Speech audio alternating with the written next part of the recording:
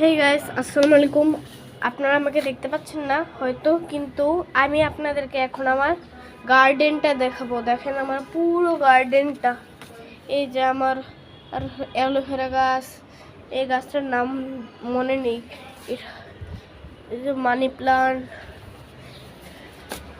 এই যে আমার শাকের গাছ, একটা শাকের গাছ, এই যে আমার আরো একটা অ্যালোভেরা গাছ,